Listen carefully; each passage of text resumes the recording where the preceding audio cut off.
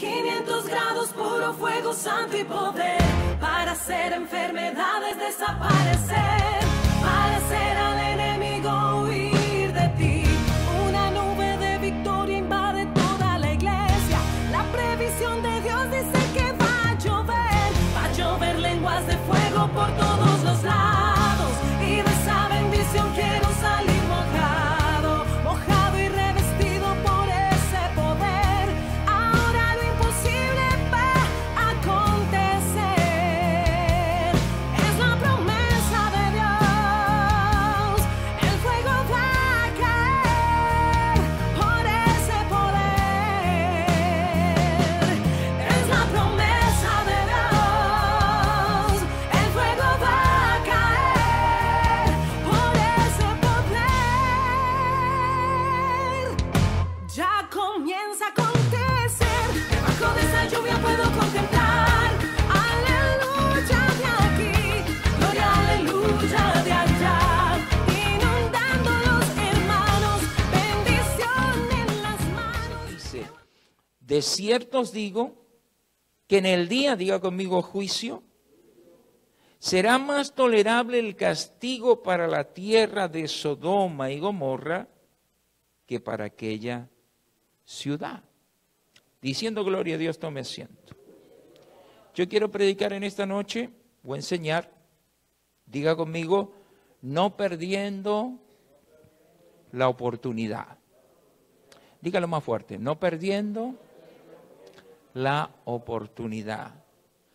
¿Sabe, hermano? Los discípulos son enviados por Jesús, diga Jesús, dándole instrucciones específicas, que fueran y les predicaran a las ovejas perdidas de Israel, que no le hablaran a los samaritanos, que no le hablaran a los gentiles, sino que ellos fueran específicamente a predicarle a las ovejas perdidas de Israel. Les dice entrar en la ciudad o aldea, informaos quién sea digno. Dice la Escritura que a los suyos vino y los suyos no le recibieron. Ahora, la palabra digno significa merecedor de algo. Diga merecedor. Es decir, que el Espíritu Santo, los apóstoles, los guiaba a cada casa y aldea donde ellos entraban. Es bueno recordarle o recordarnos a nosotros mismos que digno, la traducción es merecedor de algo, y que nosotros no éramos merecedores de nada, porque según la Escritura nosotros estábamos condenados, estábamos destituidos del orden, del plan de salvación. Y todo empieza en el Edén. Y consecutivamente la historia enseña que el hombre cada vez se ha ido perdiendo más y más. Quiere decir que no podíamos llegar a Dios hasta que aparece Jesucristo en la historia. Así que no éramos dignos. Pero los apóstoles golpeaban y llegaban a esa casa y llegaban a esa aldea. Y hay una traducción de paz que en el hebreo es shalom. Y shalom Adonai es la paz de Dios. Y ellos llegaban y decían paz a vosotros. Shalom Adonai. Y entraban a esa casa. Número 1, estaban haciendo lo que Jesús le mandó. Número 2, entraban saludando con la paz de Dios y su mensaje. Número 3, seguían las instrucciones fiel al mensaje de Jesús. Entonces hay una pregunta que es recíproca en esta noche. ¿Estoy haciendo lo que Jesús me manda? ¿Estoy obedeciendo la palabra de Dios? ¿Estoy dejando que el Espíritu Santo me dirija? Porque ellos fueron tal cual Jesús los había enviado. Ellos no entraron en camino de gentiles. Ellos fueron a las ovejas perdidas de Israel. Y entraron a cada casa diciendo paz a vosotros. Porque querían llevarles el mensaje de la salvación. Ahora, desde el momento que Jesús eligió a los apóstoles, ya ellos no tenían, diga conmigo, potestad. Ya ellos no tenían gobierno. Ya ellos no tenían control. Sino que el Espíritu Santo y la palabra de Dios tenía el control, el poder, la potestad y la autoridad sobre ellos. ¿Cuántos dan gloria a Dios? Amén.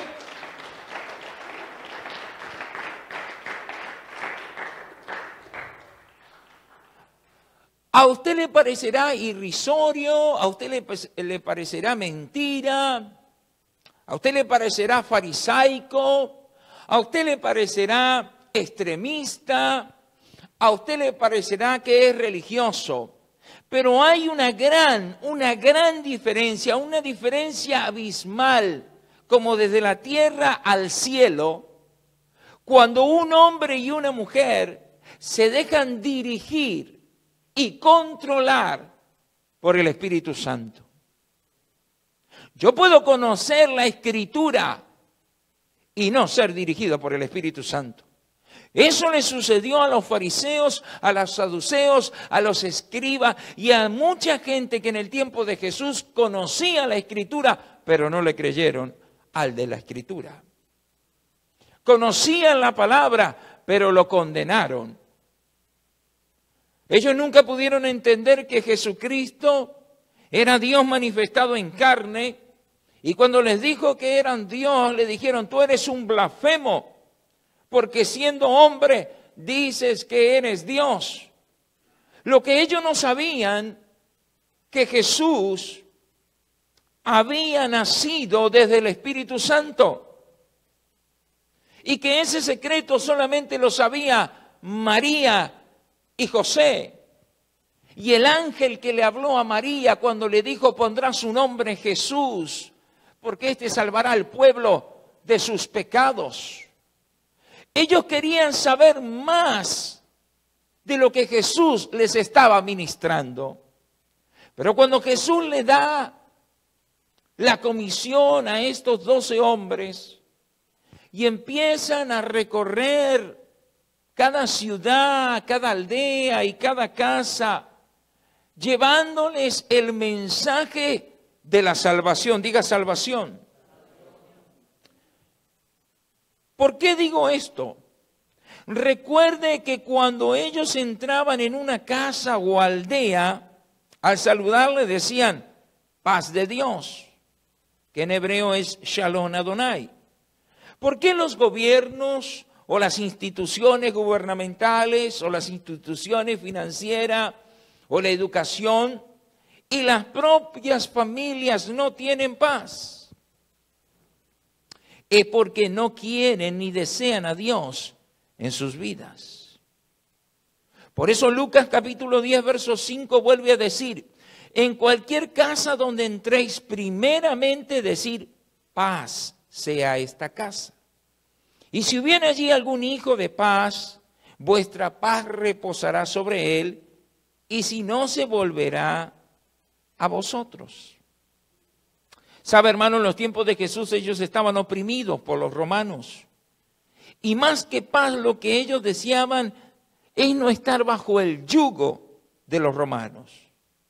Las leyes romanas eran que tenían que ser fieles al César y su legislación, pagar tributos, y donde el César estuviera, decir: viva el César. Y aquellos que no obedecieran serían interrogados, castigados, puestos en la cárcel o la misma muerte. No estamos lejos de esa realidad. Hay países donde no se puede cargar una Biblia ni predicar el Evangelio porque inmediatamente uno es arrestado y hasta fusilado. El decreto que fue firmado el 25 de junio de 1962, en este año en junio se cumplirá 56 años, donde no se puede orar en las escuelas ni ningún funcionario estatal orar públicamente. Y por eso estamos como estamos. Porque las personas han decidido sacar la paz de Dios de sus corazones, de sus hogares, de la escuela, del gobierno. Y cuando Jesús manda a estos hombres a predicar su palabra, lo primero que le dice, la paz sea a vosotros. Y si ellos recibían esa paz, el Espíritu de Dios descansaba sobre ellos. Hoy en día estamos muy confundidos en cuanto a cómo debemos de practicar el Evangelio de Jesucristo. El Evangelio de Jesucristo no es religión. Muchos conocen la Escritura, pero no tienen al Dios de la Escritura. Muchos hablan de Jesucristo, pero no tienen una relación con Él. No han experimentado las caricias del Espíritu Santo. Por eso tienen serios problemas y todavía viven en pecado.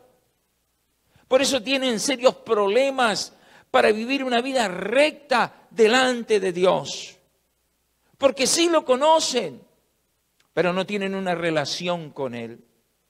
Pero cuando estos hombres llegan a esas casas y dicen, paz a vosotros, Shalom Adonai, la paz de Dios sea sobre ti y sobre tu casa. Y si ellos la recibían, entonces ahí cambiaba la historia. Para ser más práctico, entraba la salvación. El ser humano está tan corrompido que lo menos que le interesa es Dios.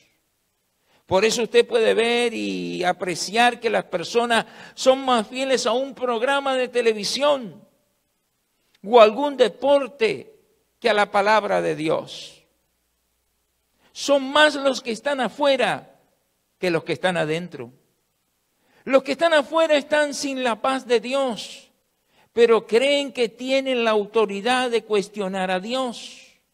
Por eso el Señor les dijo, donde entren y digan paz a vosotros, y los reciban y los oigan, mi paz se quedará en esa casa. Pero si los rechazan, sacudir el polvo porque no lo rechazan a ustedes, sino me rechazan a mí.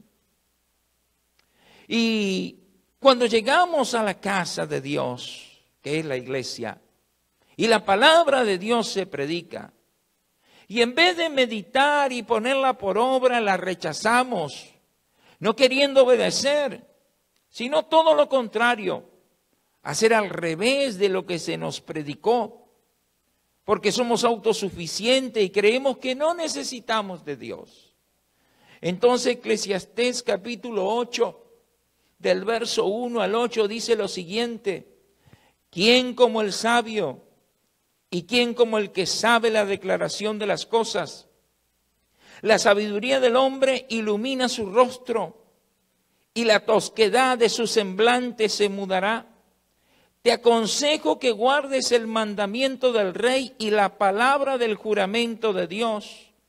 No te apresures a irte de su presencia, ni en cosas malas persista, porque él hará todo lo que quiere, pues la palabra del rey es con potestad. ¿Y quién le dirá, qué haces?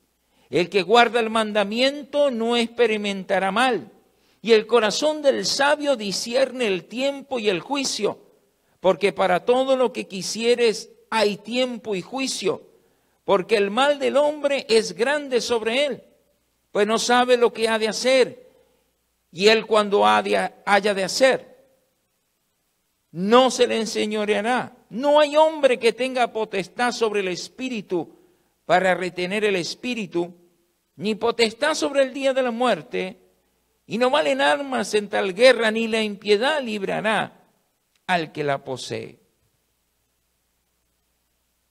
El ser humano mientras está vivo tiene toda libertad y toda autoridad de ir, de hacer, de venir, de aceptar o de rechazar. Pero lo que no ha entendido ni la sociedad en la que vivió Jesús, ni la sociedad que vivieron los apóstoles, ni en la sociedad que vivieron los profetas, y en la misma sociedad que estamos viviendo hoy, que el hombre ya no tiene potestad sobre la muerte. Y que el único que nos puede ayudar sobre la muerte es aquel que venció la muerte.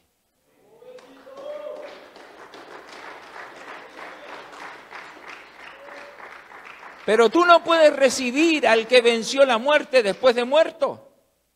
Tú lo tienes que recibir mientras estás vivo. Y tú lo tienes que obedecer mientras estás vivo. Y tú te tienes que sujetar mientras estás vivo. Y tú te tienes que santificar mientras estás vivo. Porque después de muerto viene la recompensa o viene el juicio.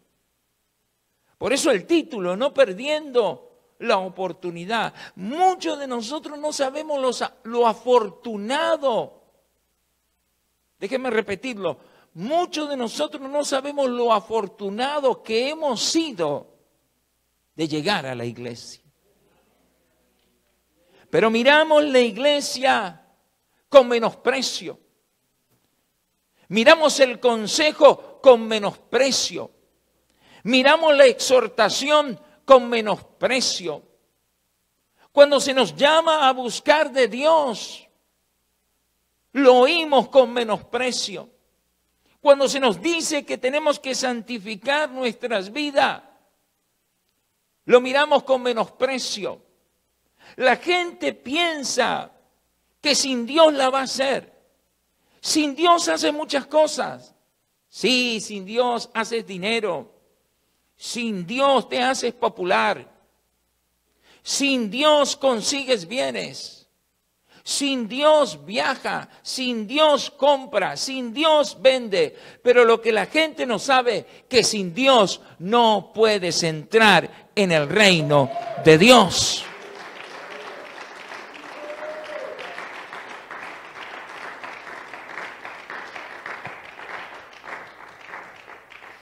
Entonces el Señor les dice, si alguno no los recibiere, oyere, salir de aquella casa o ciudad o aldea y sacudir el polvo de vuestros pies. ¿Sabe, hermano? Las personas están tan saturadas del mal que cuando oyen el bien lo rechazan. Están tan ocupados en sus vidas personales que se descuidan de sus vidas espirituales. Hemos llegado al punto de que la gente antes de salir de su casa deja prendido el DVR para grabar su novela o su película, pero no se graba la palabra de Dios. Usted mira a los parques llenos de gente los fines de semana y las iglesias vacías. Cuando usted le dice a los creyentes no vamos a tener culto, ellos dan gracias a Dios. Cuando deberían de llorar cuando no hay culto. En los tiempos de Jesús todos los días había servicio. Y hasta 3 servicios al día. Y en cada servicio la iglesia estaba llena. Porque ellos tenían hambre del conocimiento de Dios. Porque el reino de Dios se había acercado a ellos. Porque ellos estaban perdidos, habían entendido que estaban perdidos. Y yo no sé si usted entiende cuál es nuestra condición. Que nosotros no éramos dignos. No éramos merecedores absolutamente de nada. Nosotros estábamos condenados a estar separados de la gloria de Dios. Pero Dios, en su infinita misericordia, en su infinita gracia, y por amor de su nombre y de su iglesia, se dio a sí mismo. Y a través de él, usted y yo tenemos la oportunidad de ser salvos. No es tiempo para estar jugando a ser cristiano. Si me congrego o no me congrego, si sirvo o no sirvo, si me santifico o no me santifico, hoy sí, mañana no. O soy o no soy, o sirvo o no sirvo, o soy de Cristo o soy del diablo, o me voy al cielo o me quedo aquí. Por eso Josué dijo, mi casa y yo serviremos a Jehová. Amén. Amén. Amén. Y lo mismo ocurre hoy en día. A las personas se les hace fácil el no buscar a Dios, el dejar de congregarse, el dejar de santificarse, el dejar de obedecer la palabra. Entonces terminan diciendo, en el verso creo que 15, que el día del juicio será más tolerable que Sodoma y Gomorra. ¿Sabe que Génesis habla de Sodoma y Gomorra? Deuteronomio habla de Sodoma y Gomorra. Amós habla de Sodoma y Gomorra. Isaías habla de Sodoma y Gomorra. Jeremías habla de Sodoma y Gomorra. Ezequiel habla de Sodoma y Gomorra. Pedro habla de Sodoma y Gomorra. Pablo habla de Sodoma y Gomorra. Sodoma y Gomorra eran ciudades que estaban totalmente pervertidas y entregadas al pecado. En estos días yo miraba, para aquellos que tienen Facebook, cristianos que conocen la palabra de Dios, que han sido bautizados en el glorioso nombre de Jesucristo, volviéndose otra vez nuevamente al paganismo, celebrando Easter, el día de la coneja, y poniendo a sus hijos a recoger huevitos. ¿Dónde está en la Escritura el día de la coneja? ¿Dónde lo dicen los evangelios? ¿Dónde lo dicen las cartas paulinas y en las epístolas? Conociendo la verdad, se volvieron otra vez a las fábulas. Y eso es lo que este mundo está haciendo. Eso es lo que el diablo está haciendo. Eso es lo que hace Walt Disney. Eso es lo que hace la televisión. Eso es lo que hacen los predicadores liberales. Cuando el Espíritu Santo no está sobre ti, te fascina estar en un lugar donde no se te hable del pecado.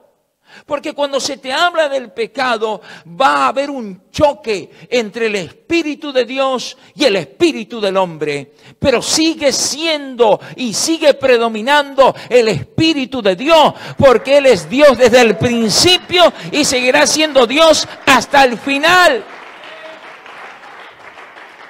Los hombres podrán torcer la palabra, pero no pueden torcer a Dios. Los hombres podrán torcer el Evangelio, pero el Evangelio viene directamente del cielo, así como Jesucristo vino directamente del cielo.